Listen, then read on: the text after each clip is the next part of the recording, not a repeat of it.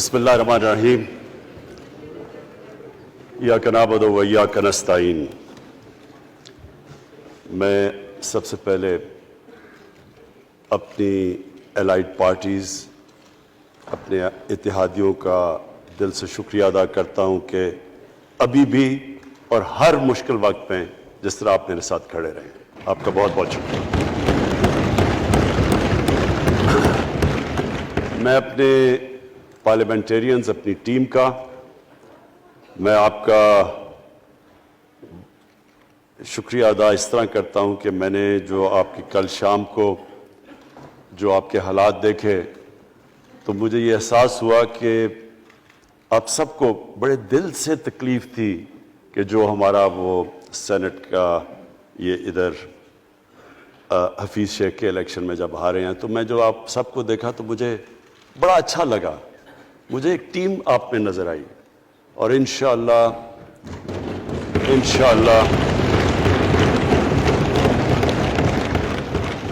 یہ ہماری ٹیم مضبوط ہوتی جائے گی، کیونکہ دیکھیں اللہ کہتا ہے کہ میں تمہارے ایمان کو بار بار آزماؤں گا۔ اللہ قرآن شریف میں ہمیں کہتا ہے۔ وہ کیوں کہتا ہے؟ وہ آپ کے ایمان کو آزماتا ہے مضبوط کرنے کے لیے۔ جب آپ ایک مشکل وقت سے نکلتے ہیں آپ اور مضبوط ہو جاتے ہیں۔ اللہ نے ایک انسان کو ایک ایسا چیز، ایک ایسا اس کا جو سب سے بڑی جو اس کی مخلوق ہے، اشرف المخلوقات، اس کو جو اللہ نے بنایا ہے، اس کے اندر اس نے ایک کنڈیشن لگا دی ہے کہ اگر آپ نے بڑا انسان بننا ہے تو مشکل وقت کا سامنا کرو، ریزسٹنس کے ساتھ جاؤ۔ جسم ہمارا یہ ہے، جسم کو ہم بھاری ویٹ اٹھاتے ہیں، جسم تکڑا ہو جاتا ہے۔ ذہن کو جتنا ہم آزمائیں گے اور آزمائشوں میں ڈالیں گے، سب سے بڑا جو پاور ہاؤس ہے وہ ہمارا ذہن ہے، وہ اور تکڑا ہو جاتا ہے، انسان تکڑا ہو جاتا ہے۔ پارٹی بھی تب تکڑی ہوتی ہے جب وہ مشکل وقت سے نکلتی ہے۔ آپ نے کسی کو تباہ کرنا ہے تو اس کو آرام کی زندگی دے دو، وہ تباہ ہو جاتا ہے، ڈکے کر جاتا ہے انسان۔ تو میں اپنی پارٹی کو آج خراج تحسین پیش کرتا ہوں کہ آپ اس مشکل وقت سے نکلے۔ بڑے مجھے انڈیویجول ایم این ایز کا پتہ ہے کہ انہوں نے کتنی کوشش کی یہاں پہنچنے کے لیے، آج اس ووٹ کے لیے، تو میں اور مجھے کئیوں کی طبیعت بھی ٹھیک نہیں تھی، تو میں آپ سب کا آج شکریہ ادا کرتا ہوں۔ آج میں اپنی پارلیمنٹری پارٹی کے ساتھ بھی، اور جو میری عوام آج یہ دیکھ رہی ہے، میں اس کے سامنے جو بات رکھنا چاہتا ہوں وہ یہ کہ دیکھیں ہمیں یہ کبھی بھولنا نہیں چاہیے کہ یہ پاکستان کیوں بنا تھا۔ وہ ایک انگریزی کا ایک فریز ہے کہ نیشنز وداؤٹ اے ویژن ڈائی۔ قوم کا جب اپنا مقصد اپنے نظریے سے پیچھے ہٹتی ہے مر جاتی ہے قوم۔ قوم کسی مقصد کے لیے بنتی ہے۔ ہم اپنے وہ جب تک وہ پتہ نہیں ہم اپنے بچوں کو نہیں بتائیں گے، خود ہم جو آج لیڈرشپ ہے، میرا غلطی سے ہاتھ ادھر چلا گیا، ادھر کی لیڈرشپ میں کہہ رہا ہوں، جو ہماری لیڈرشپ ہے اس کو پتہ ہونا چاہیے کہ یہ بہت بڑا عظیم خواب تھا پاکستان کا۔ علامہ اقبال کو نہیں پتا تھا کہ اگر پاکستان بنے گا تو آج جس طرح ہمارے 20 کروڑ مسلمان ہندوستان میں رہ جائیں گے تو وہ تو سارے پاکستان میں نہیں آ سکتے تھے۔ تو علامہ اقبال کا کیا وجہ تھی پاکستان خواب دیکھنے کی؟ ان کی وجہ یہ تھی کہ ہم نے ایک دنیا کو مثال دینی تھی، کہ اصل میں ایک ماڈل بنانا تھا کہ اصل میں ایک اسلامی ریاست کیا ہوتی ہے۔ اور وہ بیس کس کے اوپر کر رہے تھے پاکستان کی اسلامی فلاحی ریاست جو ہماری آبجیکٹو ریزولوشن میں ہے؟ نبی صلی اللہ علیہ وسلم کی مدینہ کی ریاست، جو ان کی سنت تھی، جو دنیا کی تاریخ کی پہلی فلاحی ریاست بنی تھی، جس میں بہت بڑے بڑے ماڈرن جو آج کے پرنسپلز، وہ پرنسپلز طے کیے گئے تھے. وہ ریاست بنی تھی اور وہ ریاست ایک ماڈل ایسا تھا کہ اس کے بعد ایک جن کو کوئی جانتا ہی نہیں تھا، ایک قوم، ایک عرب قبیلوں میں تقسیم ہوئی قوم جس کی حیثیت ہی کوئی نہیں تھی، ان اصولوں کے اوپر چلتے ہوئے یہ دنیا کی تاریخ کا معجزہ ہے جو ہوا اس کے بعد. یہ میں نے شفقت محمود کو کہا بھی ہے کہ ہمارے بچوں کو ہر سکول، چاہے وہ انگلش میڈیم، چاہے اردو میڈیم، چاہے دینی مدرسے، سب کو 8، 7، 8 اور 9 کلاسز میں باقاعدہ سبجیکٹ پڑھائیں کہ نبی صلی اللہ علیہ وسلم کی جو زندگی تھی اور جو مدینہ میں کیا وہ کیا تھی.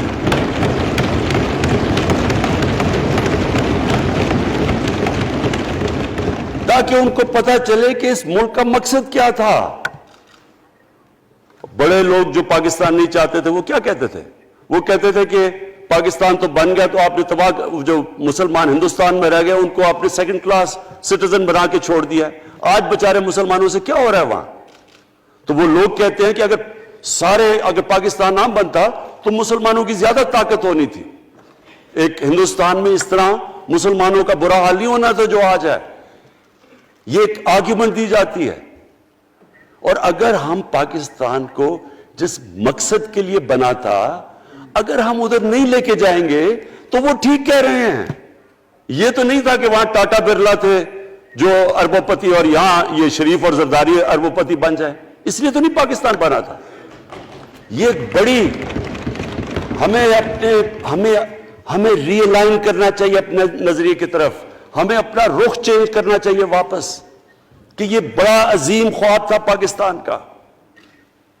اور وہ جو تاریخ تھی، وہ جو اصول انہوں نے سیٹ اپ کیے، جن لوگوں کی حیثیت ہی نہیں تھی، یہ تاریخ کا حصہ ہے کہ اس کے بعد انہوں نے دیکھتے دیکھتے 15، 20، 30 سالوں کے اندر دنیا کی امامت کی. صرف امامت ہی نہیں کہ وہ تو منگولیوں نے بھی دنیا بڑی جلدی سے فتح کر لی تھی. چنگیز خان نے بھی بڑی جلدی اس کی فوجوں نے فتح کر لی تھی. 100 سال کے بعد وہ ختم ہو گئے تھے.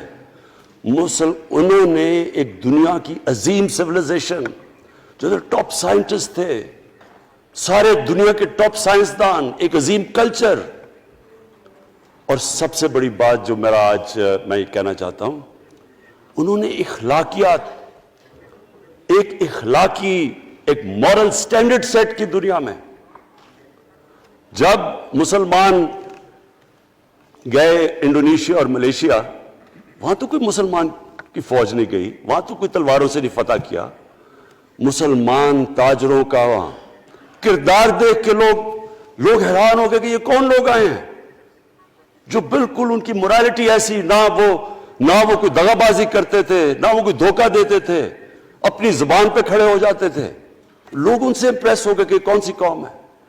دیکھیں اسلام ہم غلط فہمی میں ہیں، یہ سمجھتا ہے کہ جی تلوار سے اسلام پھیلا تھا. اسلام پھیلا تھا کہ وہ ایک انسان کے کیریکٹر کو ریفارم کرنے آیا تھا. ہم جب اللہ سے مانگتے ہیں، ہم نماز میں ایک ہی چیز مانگتے ہیں کہ اللہ ان کے راستے پہ لگا جن کو تو نے نعمتیں بخشی، ان کے نہیں جو غلط تباہی کے راستے پہ چلے گئے. صرف نماز میں ہم یہ چیز مانگتے ہیں، ہر روز ہم پڑھ کے یہ مانگتے ہیں. یہ 2 راستے ہیں، ایک ہے تباہی کا راستہ، ایک ہے عظمت کا راستہ. نعمتیں کس کو بخشی؟ اللہ کے پیغمبروں کو. اور جو دنیا کا سب سے عظیم انسان، جو دنیا کا سب سے عظیم لیڈر، جس کو اللہ نے سب سے زیادہ نعمتیں بخشی، ہمارے نبی صلی اللہ علیہ وسلم. نہ کبھی اس طرح کا انسان آیا ہے، نہ کبھی آ سکتا ہے. تو ہمیں راستہ بتایا کہ ایک ان کا راستہ ہے اور ایک دوسرا راستہ ہے، تباہی کا راستہ ہے. اور وہ جو ان کے راستے پہ چلتا گیا وہ ایک عظیم انسان بنتا گیا. ایک کتاب ہے، میں اپنے لوگوں کو ریکمینڈ بھی کرتا ہوں، کہ دی عرب کانکویسٹ، وہ پڑھنے والی کتاب ہے. اس میں بتاتے ہیں کہ جب مسلمان ایک دم دیکھتے دیکھتے دنیا میں پھیل گئے تو کوئی ایک آدمی نہیں تھا. ایک تو بڑے عظیم سپہ سالار تھا خالد بن ولید، لیکن وہ جو بھی بنتا تھا وہ جنرل عظیم بن جاتا تھا. وہ اس کتاب کے اندر لکھی انگریز نے ہے. وہ کہتا ہے اس کی کوئی ایکسپلینیشن نہیں ہے کہ یہ کیسے ساری دنیا پہ چھا گئے. نہ ان کے پاس کوئی لیٹسٹ ویپنز تھے، ایک طرف رومنز تھے، دوسری طرف پرشینز تھے، وہ تو سپر پاورز تھے، ہتھیار تو ان کے پاس تھے. نہ ان کے پاس ہتھیار، نمبرز میں بھی وہ زیادہ تھے، ان کی فوجیں بھی زیادہ تھیں، لیکن وہ ساری دنیا پہ پھیل گئے اور ایک ایسا سویلائزیشن بنا کہ زیادہ تر تو مسلمان نہیں تھے، وہ بھی ان کو مانتے تھے، کیونکہ ان کی اخلاقیات، ان کا عدل اور انصاف کا نظام، ان کا کیریکٹر، اس کی وجہ سے لوگ آئے ہیں. یہاں جو ہندوستان میں اسلام پھیلا ہے، یہ ہمارے جو بڑے بڑے بزرگ تھے، داتا صاحب، بلے شاہ، نظام الدین اولیاء اور بابا فرید، یہ لوگ تھے. ان کو لوگ دیکھ کے، ان کے کردار سے، ان کے انٹلیکٹ، انسانیت سے لوگ مسلمان ہوئے. تو ہم آج، میں جو یہ سینٹ الیکشن ہوا ہے، میں اپنی قوم کو یہاں، یعنی مجھے شرمندگی ہوتی ہے اسپیکر صاحب کہ ہم وہ خواب اور کدھر بکرا منڈی بنی ہوئی ہے ایک لوگوں کو خریدنے کے لیے سب کے سامنے. یعنی ہمیں ایک مہینے سے پتا تھا کہ پیسہ جمع کیا جا رہا ہے اس سینٹ الیکشن میں، اور مجھے حیرت ہوئی کہ الیکشن کمیشن کہتا ہے کہ جی یہ تو پتہ نہیں کوئی ہم آزاد انسٹیٹیوشن ہے یا میں ان کی کوئی آزادی کے اوپر لے رہا تھا، یا جی بڑا زبردست الیکشن. اچھا کہتے جی بڑا اچھا الیکشن کروایا. یہ مجھے اور اس سے تو مجھے اور صدمہ ہوا ہے کہ اگر یہ الیکشن اچھا آپ نے کروایا ہے تو پتہ نہیں برا الیکشن کیا ہوتا ہے.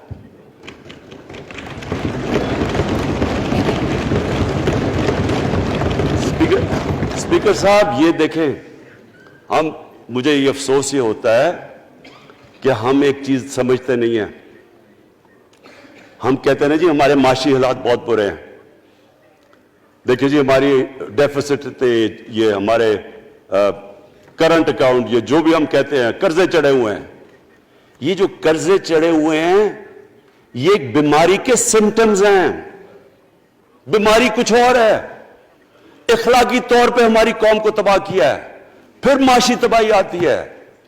آج مجھے ایک ملک کا بتا دیں جس کی اخلاقیات اوپر ہو، جن کے مورل سٹینڈرڈز اوپر ہوں اور وہ غریب ہو. ایک ملک مجھے بتا دیں، اور کوئی ملک مجھے بتا دیں جتنا مرضی پیسہ ہو، وسائل ہو، سب کچھ ہو، لیکن وہاں کی بھی جو لیڈرشپ کرپٹ ہو، وہ مجھے بتا دیں کہ اس میں خوشحالی ہو. دیکھیں یہ ساتھ ساتھ جاتا ہے. اس وقت کیا ہوا تھا مدینہ کی ریاست میں؟ کیا انہیں کوئی سونا تیل مل گیا تھا؟ کیا ہوا تھا؟ کہ ان کے پاس کوئی پیسے آ گئے تھے؟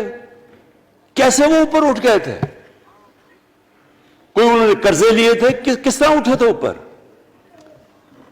دنیا کے عظیم لیڈر نے ان کی اخلاقیات اٹھا دی تھی. صادق اور امین،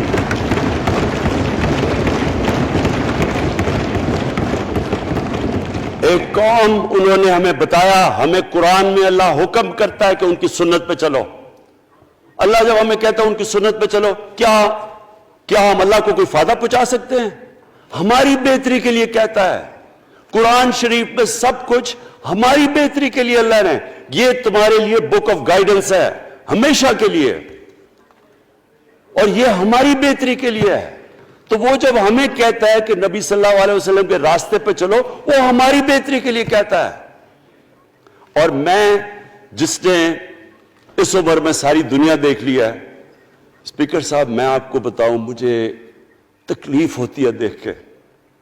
جب میں یہ مغربی ملکوں میں جاتا ہوں، اسکینڈینیویا میں، سوئٹزرلینڈ میں، آپ وہاں کے اخلاقی سٹینڈرڈز دیکھیں، ان کی مورل سٹینڈنگز دیکھیں، شرم آئے گی آپ کو کہ جو ہمارے ملک میں ہو رہا ہے. اور یہ جو سینٹ کا الیکشن ہوا ہے، آپ کو افسوس ہوگا کہ ہم وہ کس کی امت ہیں ہم؟ کس کی امت ہیں؟ کس کے نام پہ پاکستان کا مطلب کیا؟ لا الہ الا اللہ، اس پہ یہ ہمارا ملک بنا تھا۔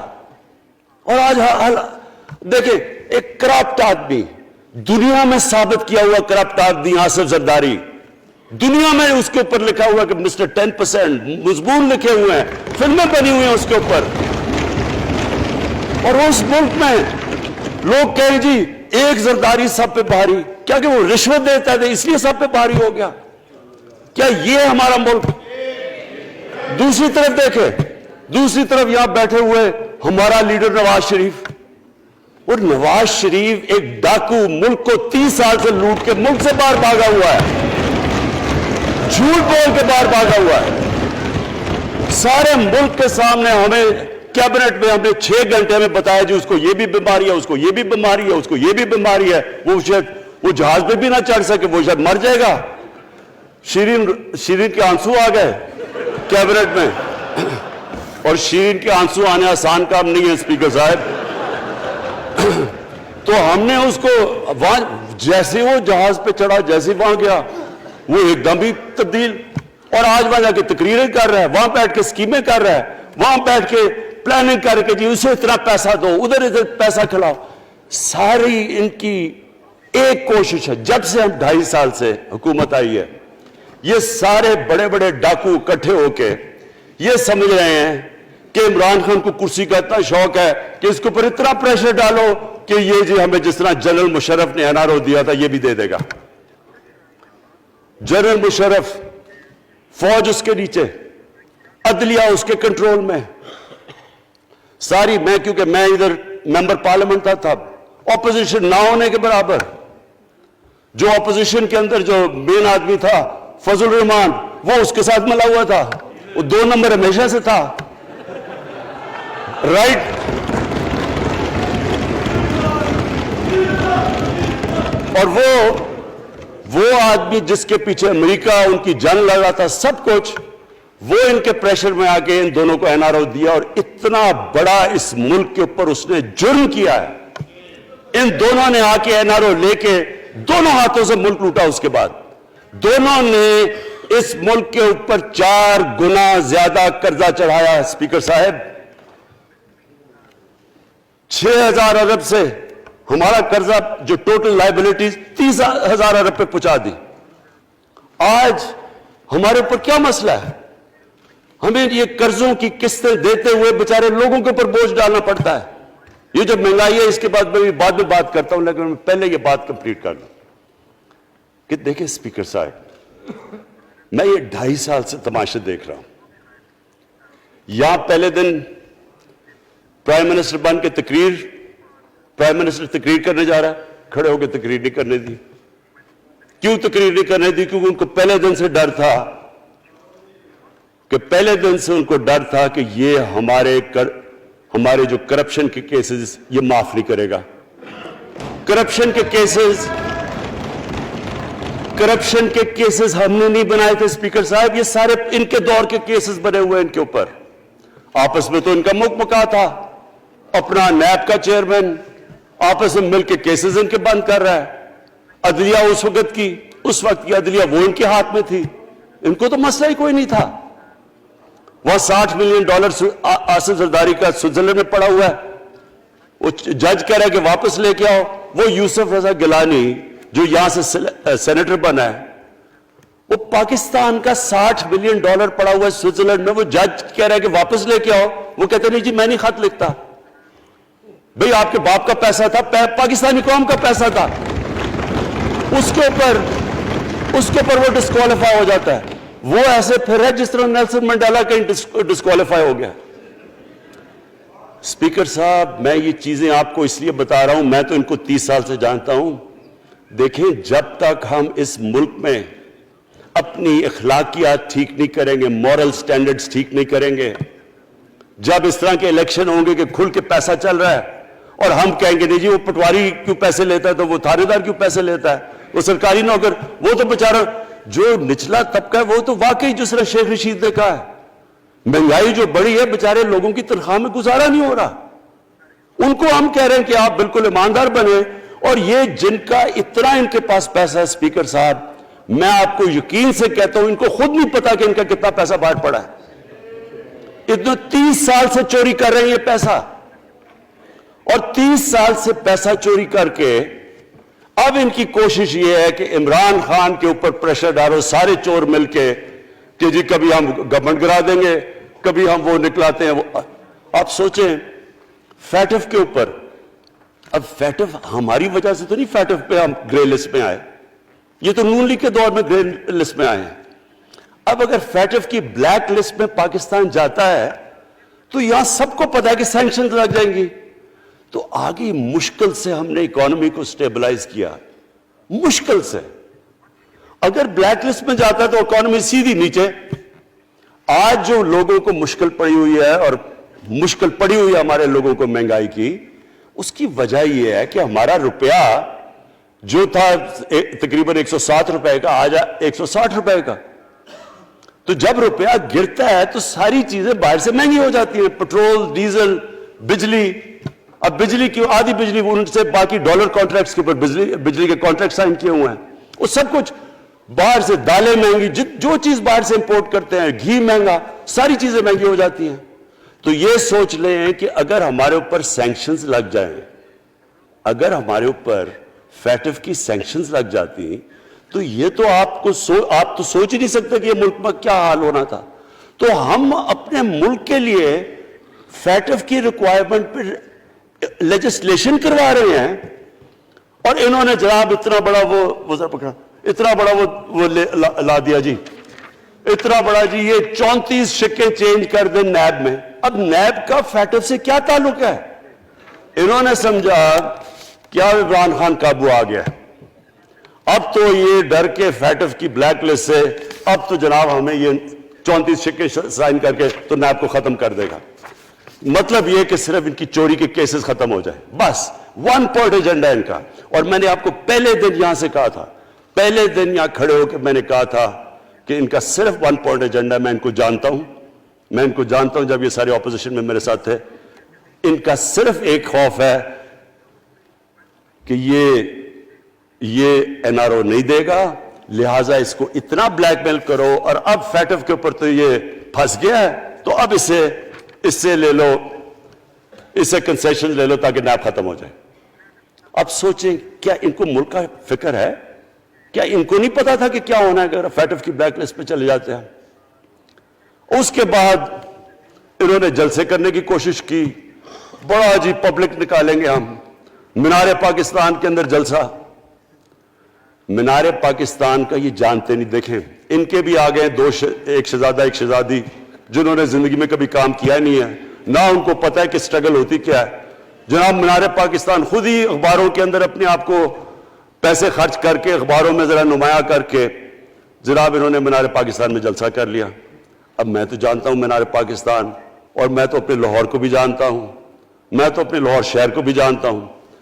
وہ لاہور شہر ملک کا کوئی پیسہ چوری کیا ہو اس کے خلاف تو نکلائے گا، لیکن بڑے بڑے ڈاکو اگر وہ سمجھ رہے ہیں کہ اپنی چوری بچانے کے لیے لاہور شہر کو نکالیں گے تو وہی ہوا جو ان کے ساتھ مینار پاکستان میں ہوا۔ اب آ کے جو ڈاکٹر فہمیدہ مرزا نے بڑا اچھا آپ کو ایکسپلین کیا، انہوں نے بتایا کہ یہ کیوں ضروری تھا اوپن بیلٹ۔ انہوں نے بتایا کہ الیکشن کمیشن کی تو ریکوائرمنٹ ہے کہ آنسٹ ہو، فری اور فیئر الیکشن ہو۔ تو انہوں نے 2008 میں چارٹر آف ڈیموکریسی میں کہا ہوا کہ جی اوپن بیلٹ ہونی چاہیے، دونوں پارٹیز نے۔ اور اس کے بعد ایک دم وہاں سے دونوں سب ادھر سے بھاگ کے اور کہتے نہیں جی خفیہ بیلٹ ہونی چاہیے۔ میں نے تب کہہ دیا کہ خفیہ بیلٹ کا ایک مقصد تھا، سارے مل کے کوشش کریں گے کہ حفیظ شیخ کو ہرائیں، اور وہ جو آدمی جیتا ہے پاکستان کا کرپٹ ترین آدمی۔ میں ایک چیز آپ کو آج کہتا ہوں، یوسف رضا کے آپ صرف ایسٹس دیکھ لیں، پرائم منسٹر بننے سے پہلے تھے اور اس کے بعد کیا ایسٹس ہیں، بس ایک چیز دیکھ لیں، کوئی آپ کو کچھ کرنے کی ضرورت نہیں ہے، آپ کو پتا چلے گا انہوں نے اس نے کیا کیا اپنے زمانے میں۔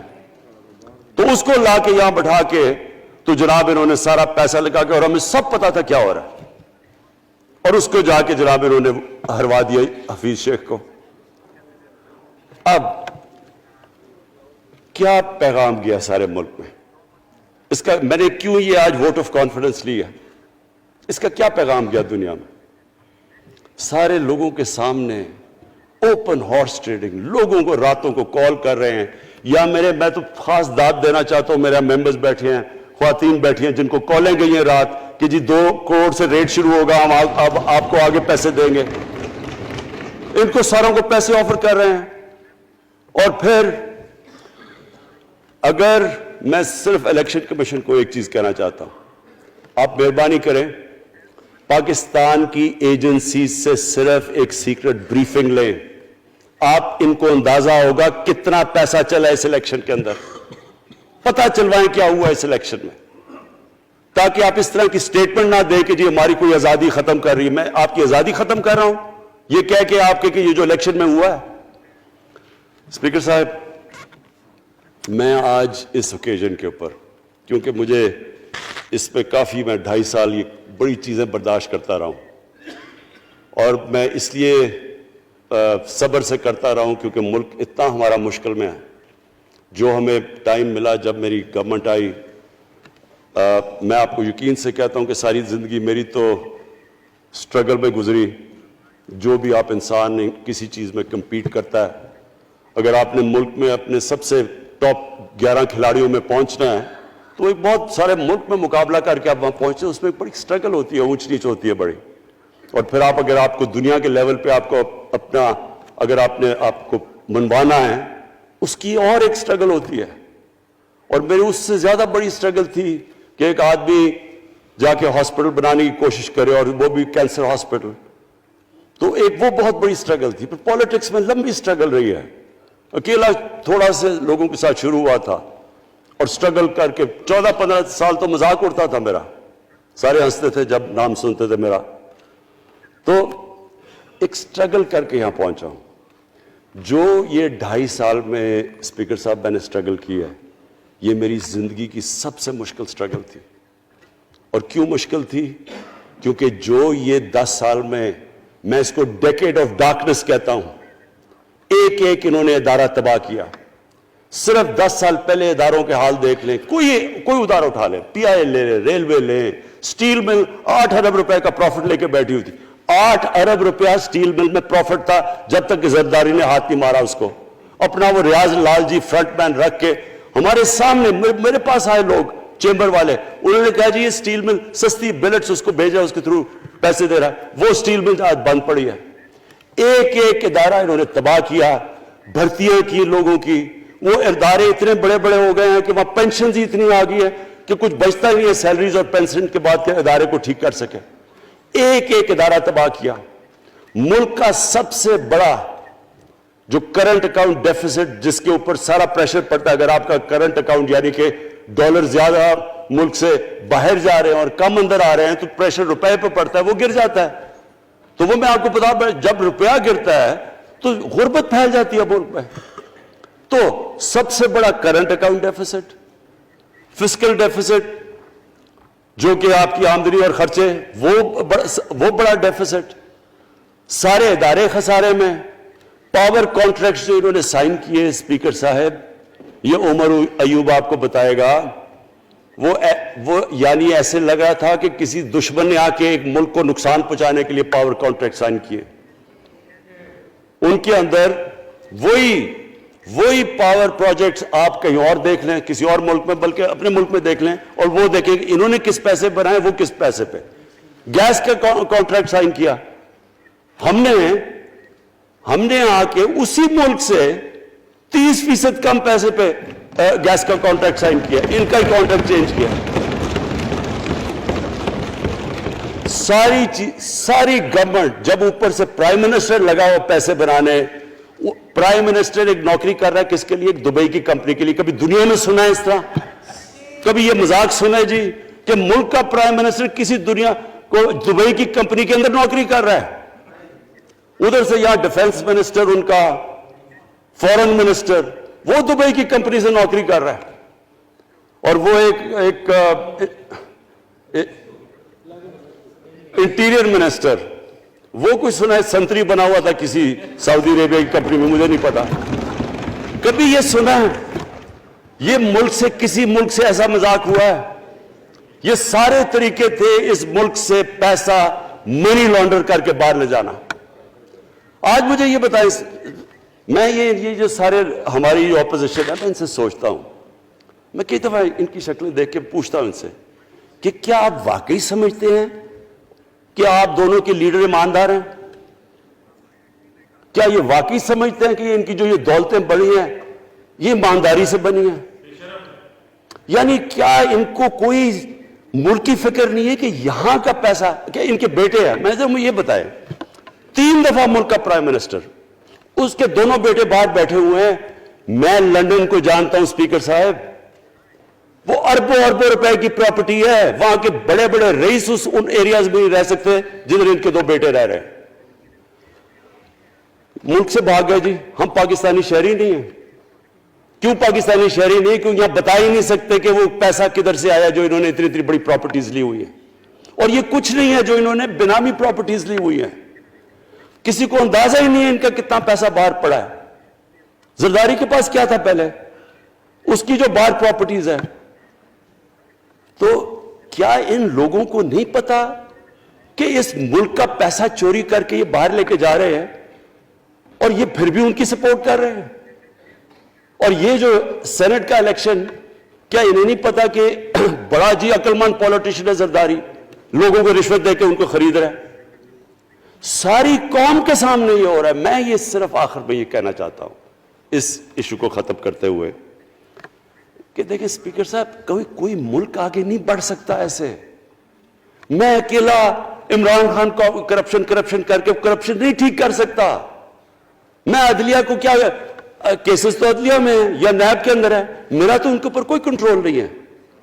میں آج پاکستان کی عدلیہ کو اور نیب کو، جو آپ کو میری گورنمنٹ سے مدد چاہیے ہے کنوکشنز کرنے کے لیے، ساری چیزیں ایک طرف، یہ اس ملک کا سب سے بڑا مسئلہ ہے۔ جب تک آپ لوگوں کو سزا ہی نہیں دیں گے،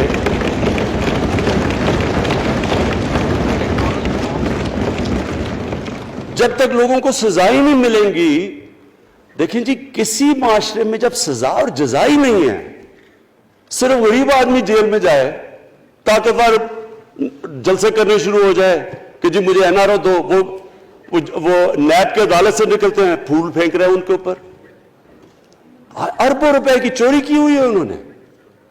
وہ تو اسپیکر صاحب، میں ایک معاشرہ کرپشن کے خلاف لڑتا ہے۔ آپ جتنے مرضی قانون بنا دیں، وہ کرپشن کے خلاف، وہ کرپشن نہیں ختم کر سکتے۔ معاشرہ فیصلہ کرتا ہے کہ ہم نے اس ملک میں کرپشن نہیں ہونے دینی۔ معاشرے کی اخلاقیات ایسی ہونی چاہیے کہ جو کرپٹ آدمی ہو وہ کبھی اس کی شکل نہ دکھا سکے پبلک کے اندر۔ جو میڈیا کا رول ہے، میں اپنے میڈیا والوں کو بھی کہنا چاہتا ہوں، جو اسحاق ڈار سے کیا تھا ہارڈ ٹاک میں اسٹیون سیکر نے، وہ ہر جگہ یہ ہوگا۔ آپ جب بھی کسی بھی مغربی معاشرے میں کسی نے پبلک کا پیسہ چوری کیا، اس کی جرات نہیں ہوگی ٹی وی پہ جانے کے لیے۔ میں نے تو وہاں دیکھا ہوا ہے، بڑے بڑے نام، ایک دھبا لگتا ہے آپ کے اوپر کرپشن کا کیس، آپ سارے میڈیا سے باہر ہو جاتے ہیں۔ یہاں ہر روز شام کو بیٹھ کے اربوں روپے کی کرپشن کی ہوئی ہے، ان کو کسی نے قتل کیے ہوئے ہیں، اور آرام سے بیٹھ کے جراوہ میں لیکچر دے رہے ہوتے ہیں۔ اسپیکر صاحب، معاشرہ لڑتا ہے، اس کے اندر ہمیں سب کو مل کے اپنے ملک کو اگر بچانا ہے، معاشی طور پہ بھی بچانا ہے، پہلے ہمیں اپنے اخلاقی سٹینڈرڈز ٹھیک کرنے پڑیں گے، سارے ملک کو مل کے لڑنا پڑے گا۔ اگر ہم نے اپنے بچوں کے مستقبل کو بچانا ہے، اپنی آنے والی جنریشنز کو بچانا ہے، اس ملک کو ایک عظیم ملک بنانا ہے، تو وہ شروع ہوگا جب ہم مدینہ کے ریاست کے سب سے بڑے اصول عدل اور انصاف، کیونکہ انصاف اور عدل جب ایک معاشرے میں آ جاتا ہے، جب ایک معاشرہ کھڑا ہو جاتا ہے میریٹوکریسی کے اوپر، جب ایک معاشرے میں صرف ایک جو کرپٹ جتنا مرضی طاقتور ہو وہ جیل میں جاتا ہے اور عام آدمی اوپر آ سکتے ہیں، وہ معاشرہ تب آگے بڑھتا ہے۔ تو میں میں صرف اس کے اوپر یہ کہنا چاہتا ہوں کہ مجھے ساری قوم کی اس میں مدد کی ضرورت ہے. میں اپنی ساری زندگی کوشش کر چکا ہوں اور کرتا رہوں گا. میں تو اپنی پارٹی کو یہ بھی کہا تھا کہ اگر میری پارٹی ساری بھی چھوڑ دے میں اکیلا بھی ان کے خلاف لڑتا رہوں گا. میں تو کبھی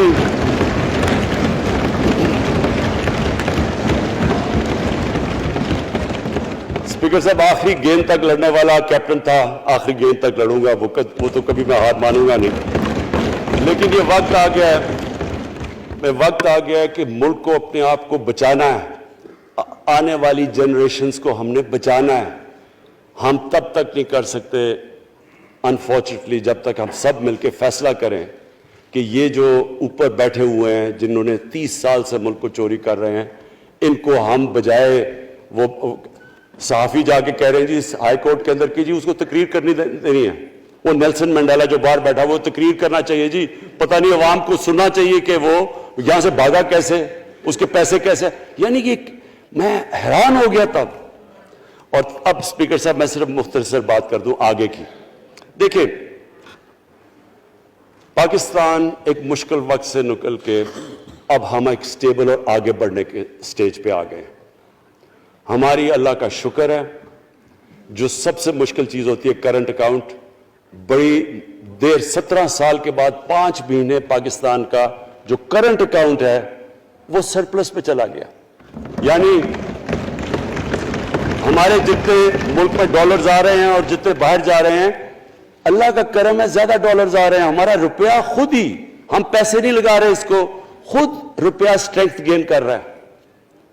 یہ بڑا امپورٹنٹ ٹائم ہے کہ اس وقت, اور یہ اس کے باوجود کہ اس ملک میں کرونا ہوا, ساری دنیا کی اکانومیز کرونا میں بری طرح متاثر ہوئی, اس کے باوجود اوپر والے کے کرم خاص طور پہ.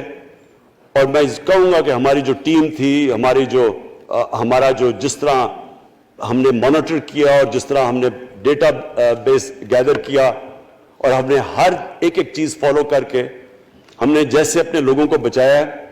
میں خاص طور پہ اپنی ٹیم یاسد عمر اور ہماری جو ٹیم تھی اپنی ڈاکٹر فیصل میں ان کو خاص طور پہ خراج تحسین پیش کرتا ہوں.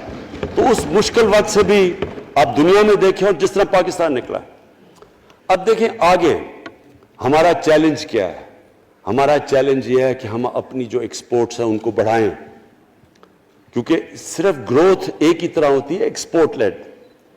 اللہ کا شکر ہے کہ بیرون ملک پاکستانیوں نے ریکارڈ پیسہ پاکستان بھیجا ہے جو کہ ہمارے ملک میں آیا ہے ریمیٹنسز کے. اب ہم نے انویسٹمنٹ کے اوپر لگے ہوئے ہیں. اس وقت سب سے زیادہ کمپنیز رجسٹر ہوئی ہیں SECP میں. اس کا مطلب کہ نئی انویسٹمنٹ پاکستان میں آنے والی ہے. لوگ تیار ہو گئے انویسٹ کرنے کے لیے.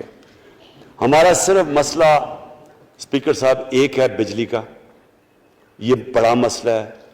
کانٹریکٹ مہنگے سائن کیے ہوئے, جس بجلی جو کانٹریکٹ سائن کیے ہوئے ہیں اس کو جس پہ وہ بجلی پروڈیوس ہو رہی ہے, بدقسمتی سے وہ اگر بجلی کی قیمت بڑھاتے ہیں تو لوگ آگے اور مشکلوں میں پڑے ہوئے ہیں. بجلی کی وجہ سے سب چیزیں مہنگی ہو جاتی ہیں. نہیں بڑھاتے تو قرضے, وہ جو گردشی قرضے ہیں وہ بڑھتے جا رہے ہیں.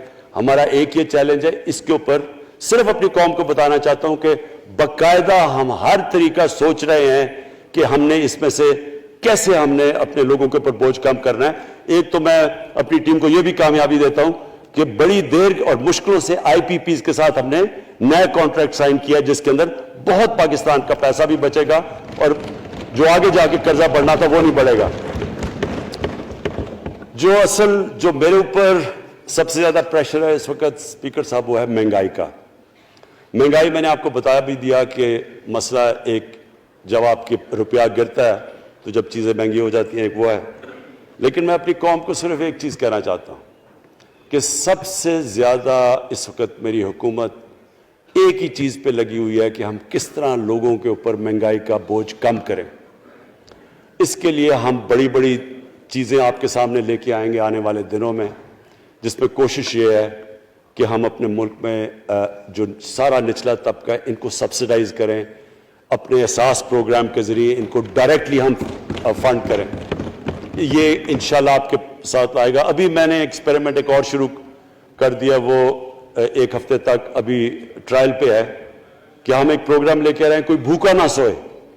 ہم نے خاص کچنز بنائے ہیں, ایریاز چوز کیے ہیں جدھر سب سے زیادہ بھوک ہے, تاکہ ہم کم از کم جب تک ہماری ملک اٹھتا ہے اوپر, ہم کم از کم ان تک کھانا پہنچائیں کہ ہمارے ملک میں کوئی بھوکا نہ سوئے. اور یہ پوری میں کیمپین شروع کرنے لگا ہوں. ہیلتھ کارڈ پنجاب کے اندر اور پختونخوا میں, پختونخوا کی گورنمنٹ کو تو میں خاص مبارک دیتا ہوں کہ انہوں نے سارے اپنے پختونخوا کے لوگوں نے خاندانوں کو کور کر لیا ہیلتھ انشورنس سے. یہ بڑے بڑے امیر ملکوں میں بھی ایسا نہیں ہوتا کہ ہر ایک خاندان کے پاس 10 لاکھ روپے کی انشورنس ہوگی, کسی بھی ہسپتال میں جا کے اپنا علاج کروا سکیں. میں خاص طور پہ محمود خان اور آپ کی کیبنٹ کو مبارک دیتا ہوں. پنجاب کیونکہ بہت بڑا ہے, انہوں نے بھی فیصلہ کر لیا ہے. عثمان بزدار آپ کی اور آپ کی ٹیم کو میں خاص مبارک دیتا ہوں کہ اس سال کے اینڈ تک وہ سارے پنجاب کے اندر ہیلتھ کارڈ پہنچا دیں. یہ ایک عام آدمی کے لیے سب سے بڑی, کم از کم جیسے جیسے ہم اپنے ملک کو اٹھا رہے ہیں تو کم از کم ہم لوگوں کی بنیادی ضروریات پوری کریں. اور جو کسان ہیں جی, کسانوں کے لیے ایک بڑا زبردست پروگرام لے کے آ رہے ہیں. اس کے اوپر بھی ہمیں بڑا برین سٹارمنگ کی ہے کہ کیسے ہم کسان کی مدد کر سکتے ہیں. پرابلم تو ہمارے پاس یہ ہے نا کہ جتنا ہم پیسہ اکٹھا کرتے ہیں آدھا پیسہ قرضوں کی قسطوں پہ چلا جاتا ہے, تو پیسہ کم بچتا ہے. لیکن ہم نے فیصلہ کیا کسانوں کے اوپر ہم خاص زور دینے لگے ہیں تاکہ وہ بعد میں بات کروں گا. تو 2 چیزیں اور جی. دیکھیں, میں قوم سمجھتی ہے نا کہ اب ہم کیسے یہ جو قرضے ہمارے اوپر چڑھے ہوئے ہیں ان سے کیسے نکلنا ہے. اس سے صرف ایک ہی طریقہ نکلنے کا کہ ہم اپنے ملک میں دولت کے اندر اضافہ کریں, ویلتھ کریشن کریں. اس کے لیے ہم کیا کرنے جا رہے ہیں؟ اس کے لیے ہم نے میگا پروجیکٹس بنائے ہوئے ہیں. ایک ہے راوی سٹی لاہور, دوسرا اس وقت ایک والٹن کے اوپر ایک ہم بزنس سینٹر بنانے لگے ہیں لاہور کا, وہ بہت میگا پروجیکٹ ہے. اور پھر تیسرا جو ہے ایک جزیرہ بنڈل آئلینڈ کراچی سے تھوڑے 1-2 کلومیٹر کے فاصلے پہ. ان سے یہ کیوں کرنے جا رہے ہیں؟ میں صرف لوگ سمجھیں کہ کیوں. ایک تو یہ ہمارے شہر پھیلتے جا رہے ہیں, جتنا شہر پھیلتا جائے گا نہ آپ ان کو سیوریج دے سکتے ہیں, نہ پانی دے سکتے ہیں, نہ صفائی کر سکتے ہیں. تو جو دنیا کے ماڈرن سٹیز ہیں وہ اوپر جاتے ہیں, یعنی وہ بلڈنگ اوپر جاتی ہے, بجائے اگر آپ پھیلتے جائیں تو مشکل ہو جاتا ہے سرو کرنا. تو ایک تو ماڈرن سٹیز پہلی دفعہ بنا رہے ہیں پاکستان میں اسلام آباد کے بعد. ایک وہ راوی سٹی, وہ بہت ضروری ہے. اس سے لاہور کا جو پانی نیچے جاتا جا رہا ہے وہ ہم وہاں بیراج بنا کے پانی اس کا بچانے لگے ہیں. اور دوسرا ماحولیات کے لیے وہاں ہم بہت بڑے پیمانے پہ اربن فارسٹ اور درخت اگانے لگے ہیں, کیونکہ وہاں لاہور میں بہت بڑا پرابلم ہے اس کا. وہی بنڈل آئلینڈ کا بھی مقصد یہ ہے کہ وہاں سارا سیوریج جا رہا ہے کراچی کا, اس کی سیوریج کو ٹریٹ کریں اور ایک ماڈرن سٹی بنائیں, بجائے کراچی پھیلتے پھیلتے حیدرآباد پہنچ جائے. ایک پوری اوپر سٹی بنائیں جو ایک ماڈرن سٹی ہو. تو لیکن اس کا اصل مقصد یہ ہے کہ اس سے پیسہ جنریٹ ہوگا, اربوں خربوں روپیہ ہم جنریٹ کریں گے, اور اس پیسے سے ہم پھر یہ قرضے واپس کریں گے. اور دوسری چیز, باہر سے انویسٹمنٹ آئے گی. بیرون ملک پاکستانی جو سب سے بڑا ملک کا احساس ہے, وہ باہر آ کے وہ ان کے اندر انویسٹ کرنے کے لیے تیار ہے, ان بڑے بڑے پروجیکٹس کے اندر. اور جیسے فورن ایکسچینج آئے گا ہمارے ریزروز بڑے ہوں گے, ہمارا روپیہ سٹیبل ہوگا, اور اس سے جو ویلتھ کریشن ہوگی اس سے ہم پھر اپنے قرضے واپس کریں گے. اس کے علاوہ 50 سال کے بعد 2 بڑی ڈیمز بن رہی ہیں پاکستان کی تاریخ میں. صرف 2 بڑی ڈیمز تھیں, اب یہ 2 اور بادشاہ ڈیم اور مومن ڈیم بنا رہے ہیں. لیکن مجھے جو آخر میں بات کہنی ہے اسپیکر صاحب وہ یہ کہ پاکستان کو آگے بڑھنے سے کوئی نہیں روک سکتا انشاءاللہ.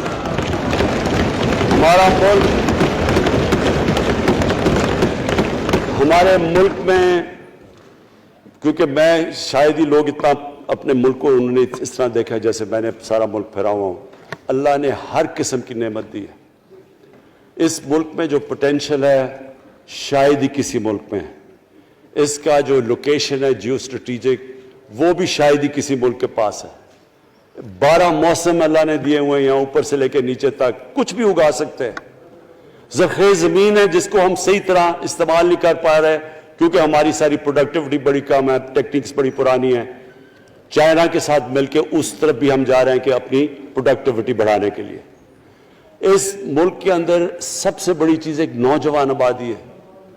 اور آگے جو ایک جو جسے کہتے ہیں کہ اگلی جو ریولوشن, 4th انڈسٹریل ریولوشن کے بعد یہ جو ٹیکنالوجی کی ریولوشن آ رہی ہے, اس میں ہمارے پاس ایک ینگ آبادی ہے اور اس کے اوپر اب ہم پورا زور لگائیں گے. اور انشاءاللہ یہ جو ہماری آبادی ہے یہی ایک ینگ آبادی پاکستان کو اٹھا دے گی اگر ہم ان کو صحیح معنی میں ٹیکنیکل ایجوکیشن دے دیں. جو میں الیکشن کمیشن کیونکہ بڑے ناراض ہو گئے تھے کہ میں نے کہا وہ الیکشن کے اوپر میرے کامنٹس تھے, میں ان کو یہ کہہ دوں کہ ہم نے یہ فیصلہ کیا ہے الیکٹرل ریفارمز کا. ہم اب ٹیکنالوجی کے اوپر وہ جو EVM مشینز ہیں, الیکٹرانک مشینز لے کے آئیں گے.